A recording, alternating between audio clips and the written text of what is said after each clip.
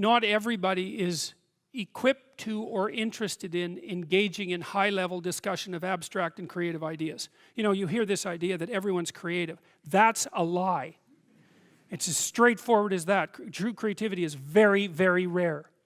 And so, and if you happen to be a creative person, or if you happen to be someone who's profoundly interested in ideas, you are in a pronounced minority, just as you are if you happen to be extremely extroverted or extremely agreeable or extremely conscientious. These are minority issues, and what you do is you find like-minded people who are capable of engaging that. You know, heavyweight weightlifters compete with heavyweight weightlifters for a reason, and everyone thinks that's fine, and the same thing applies to intellectual and creative endeavors. So what you do is you try to find a community where that's the nature of the community, and you likely have to find a relationship like that as well, you know. So I don't think so. I think what contributes to the siloing is the arrogance that goes along with it, because if you can be interested in ideas and you can be creative, well, that's the arrogance of the intellect, right? That's the thing the Catholic Church had warned about for centuries, is the arrogance of the intellect.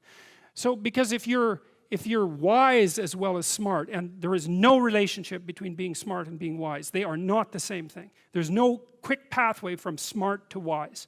And many of the people who I've known who were very wise well, some of them were intellectually impaired and were still wise, you know.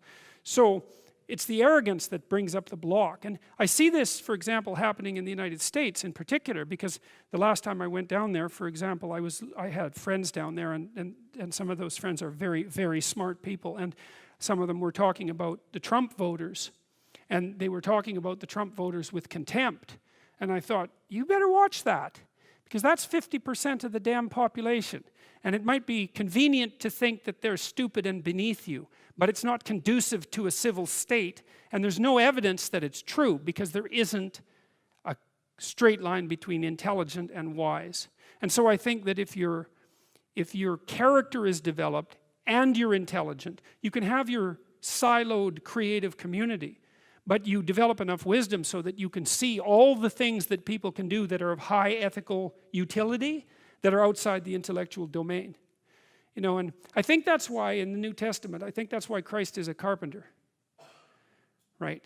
Because, well, first of all, a carpenter is one of those jobs that when you're dishonest, it manifests itself immediately, because what you build falls down.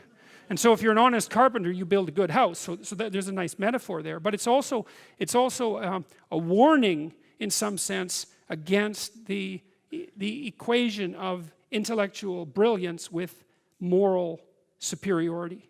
And so if the intellects would drop their moral superiority, and fat chance there is of that, then the divide between the working class, say, and the elite would resolve. And there's every reason to have respect for decent working class people. I mean, it's on their labor, as the left-wingers at least hypothetically agree, that the entire edifice of the culture is resting.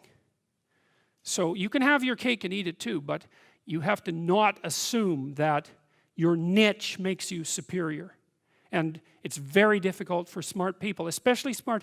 There's this scene in Nietzsche's, it's in Thus Spake Zarathustra, where Zarathustra, the prophet, comes down from the mountain, and he comes into a public square, and there's this crowd around this little midget who's only about this high, who has a gigantic ear, and everyone is marveling at him.